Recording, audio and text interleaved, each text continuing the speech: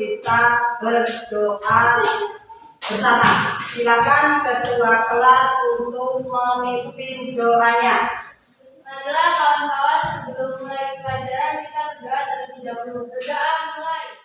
Dilanjut tadarus ya. Silakan ketua kelas lanjut.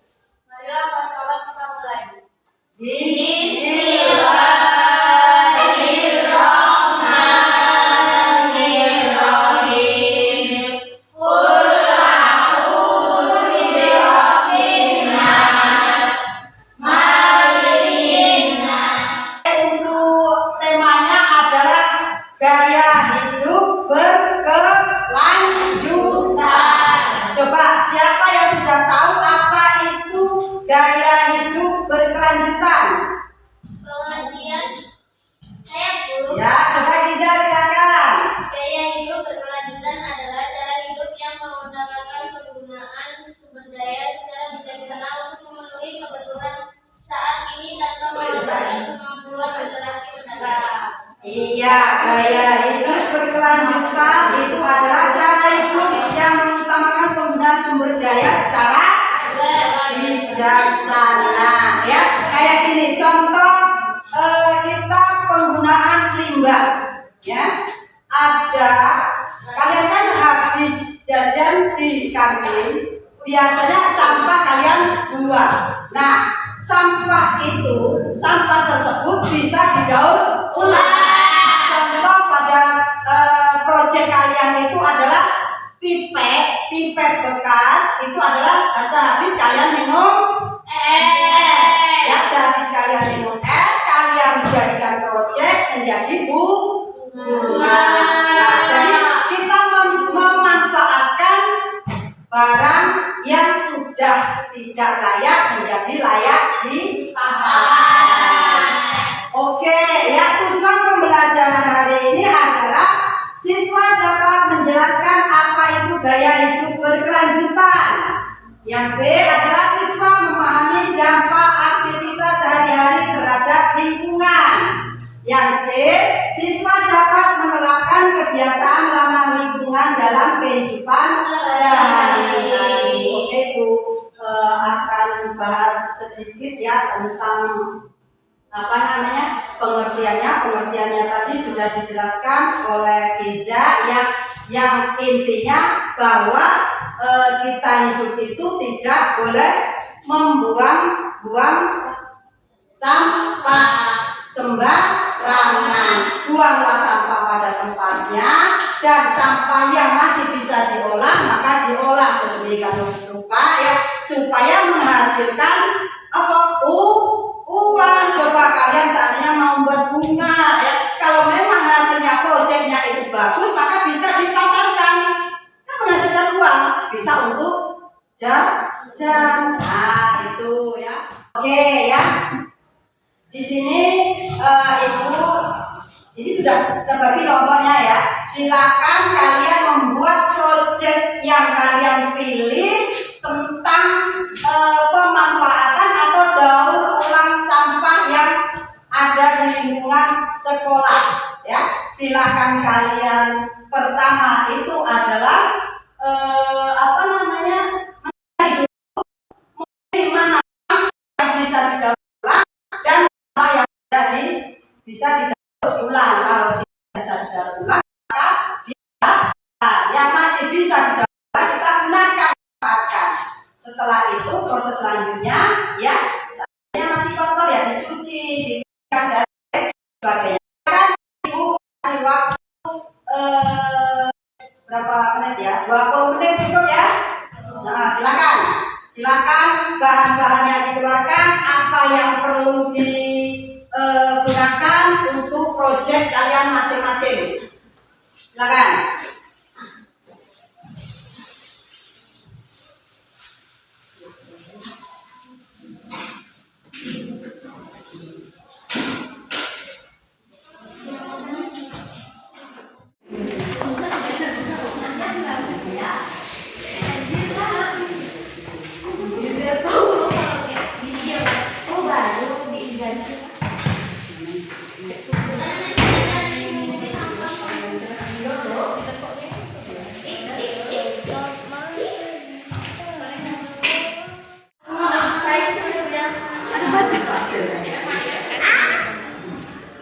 ini mana biasa ya Bu?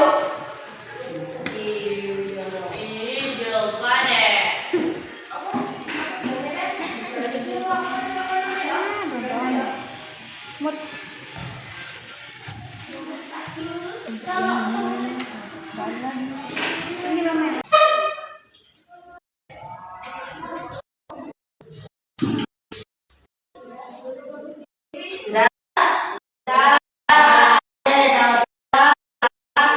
Silakan presentasikan hasil proyek kalian. Ya, silakan. Assalamualaikum warahmatullahi wabarakatuh. Waalaikumsalam warahmatullahi wabarakatuh. Jadi di sini saya akan mempresentasikan hasil karya kelompok 1. Bahan iper bekas, tusuk sate atau sosis bekas, gelatin, pasir, gelas, es bekas. Dan cara pengolahannya adalah 1. Mengumpulkan bahan-bahan, 2. Memisahkan apa saja yang bagus dan jelek, 3. Mencuci bahannya, lalu mendaur ulangnya. Pipet plastik diolah menjadi bahan yang dapat digunakan kembali. Lalu manfaat penanganan limbah anorganik. 1. Pengurangan polusi, mengurangi pencemaran lingkungan dengan mencegah limbah menumpuk di tempat pembuangan. 2. Konservasi sumber daya, daur ulang limbah anorganik, mengurangi kebutuhan bahan mentah, menghemat energi, dan melestarikan sumber daya alam. 3. Pengurangan volume limbah, proses daur ulang dan pengolahan mengurangi volume limbah yang harus dibuang. 4. Penciptaan lapangan kerja, industri daur ulang menciptakan peluang kerja di berbagai sektor. 5. Kesadaran lingkungan, mendorong masyarakat untuk lebih peduli dan bertanggung jawab terhadap pengolahan limbah. Tujuan pengolahan limbah anorganik: mengurangi pencemaran tanah, air, dan udara akibat penumpukan limbah, mengubah limbah menjadi bahan baku yang dapat digunakan kembali, mengurangi kebutuhan bahan baru. Proses daur ulang biasanya membutuhkan lebih sedikit energi dibandingkan dengan produksi bahan baru dari sumber alam. Terakhir, mengurangi resiko penyakit dan bahaya kesehatan yang ditimbulkan oleh limbah yang tidak dikelola dengan baik. Jadi kesimpulannya adalah pengolahan limbah anorganik penting untuk mengurangi dampak negatif terhadap lingkungan, mendaur ulang sumber daya, dan menciptakan nilai ekonomi. Dengan pengelolaan yang baik, kita dapat mengurangi polusi, menghemat energi, dan meningkatkan kesadaran masyarakat akan pentingnya pengelola limbah. Upaya ini berkontribusi pada pembangunan berkelanjutan dan perlindungan kesehatan masyarakat. Sekian presentasi dari kelompok 1. Kami akhiri. Wassalamualaikum warahmatullahi wabarakatuh. Waalaikumsalam warahmatullahi wabarakatuh. Oke, kita kasih yang sudah memberikan ya atau menampilkan proyek kelompok 1. Sekarang kelompok 2.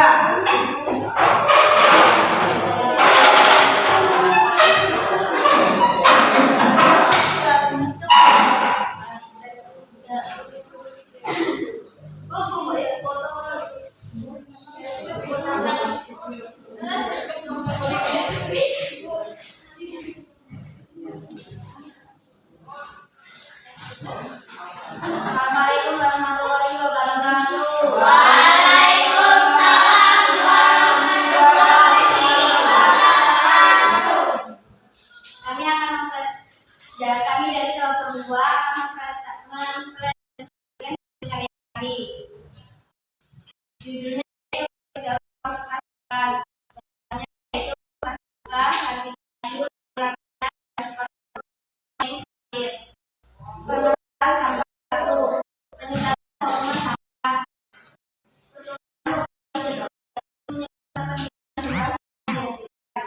2.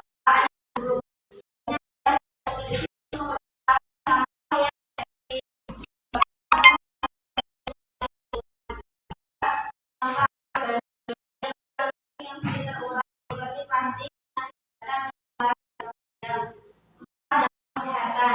Sampah yang tidak dikelola dengan baik dapat menyebabkan penyakit dan masalah kesehatan masyarakat. 5. Kerusakan lingkungan, penumpukan sampah dan merusak ekosistem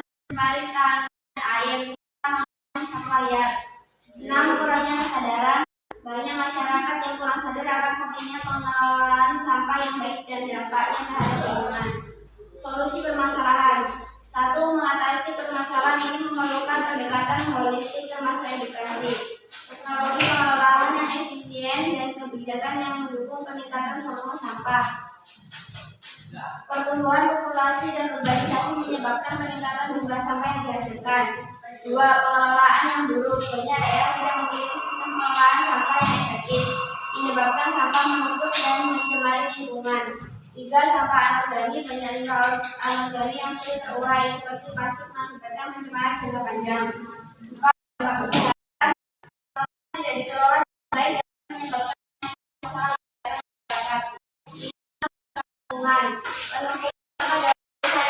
Mencemari tanah dari 6. Kurangnya kesadaran. Banyak masyarakat yang kurang sadar akan pentingnya pengelolaan sampah yang baik dan dampaknya terhadap lingkungan. Selanjutnya, kertas bekas dapat dilakukan dengan langkah berikut. Pengumpulan. Kumpulkan kertas bekas dari sumber-sumber seperti kantor, sekolah, rumah. 2. Pemisahan. Pisahkan kertas dari material lain seperti plastik atau logam. Memasukkan kualitas daur ulang. 3. Pembersihan. Bersihkan keras untuk menghilangkan tinta dan kotoran agar bersih sebelum diolah. 4. Pengeringan. Ratakan pul pada permukaan datar dan biarkan mengering untuk membentuk lembaran kertas yang siap digunting. 5. Pemotongan. Setelah kering, potong kertas sesuai ukuran yang diinginkan. Manfaat daur ulang kertas bekas. 1. Mengurangi jumlah kertas yang dibuang ke tempat pembuangan. Tidak membantu mengurangi pencemaran. Menggunakan energi. Proses daur ulang biasanya memerlukan lebih sedikit energi dibandingkan dengan produksi kertas baru dari sel kayu. Penciptaan lapangan kerja. Industri daur ulang menciptakan peluang kerja di berbagai kesadaran lingkungan, mendorong masyarakat untuk lebih peduli terhadap pengelolaan sumber daya dan menjaga lingkungan.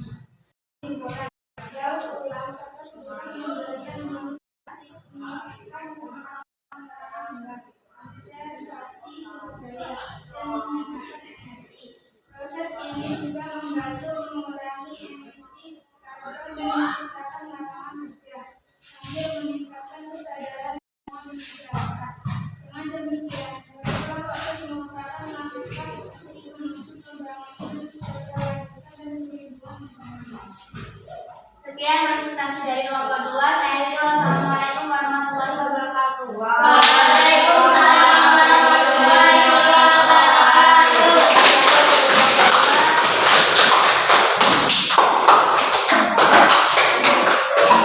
Demikianlah ya hasil proyek yang kalian olah dari daur ulang.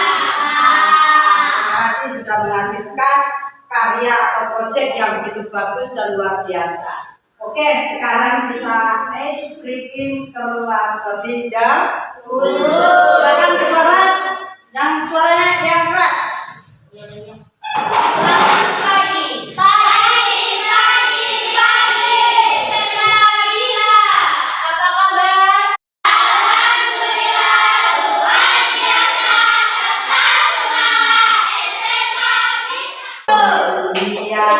Terima kasih banyak ya anak presentasi hari ini, dan semoga apa yang kalian hasil proyek ini nanti bermanfaat untuk selanjutnya. Nah, kita harapkan menghasilkan uang dengan proyek kalian ini. Karena apa? Kalau kalian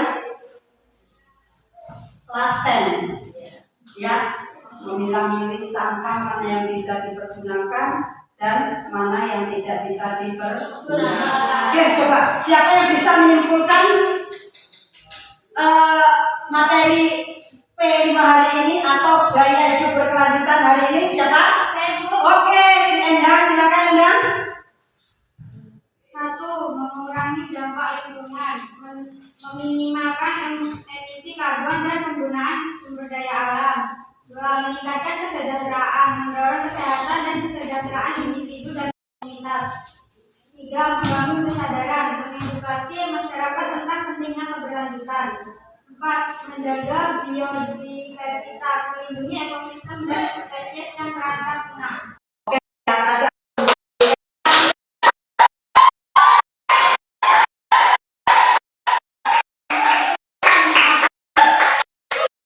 cek ini ya.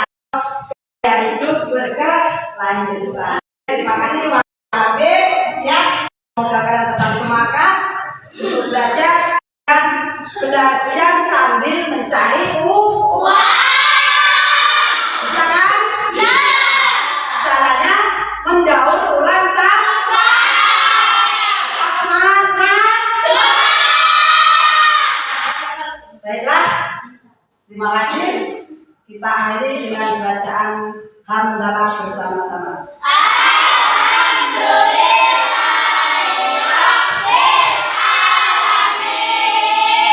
Ibu akhiri, wabillahi taufiq wal hidayah. Wassalamualaikum warahmatullahi wabarakatuh.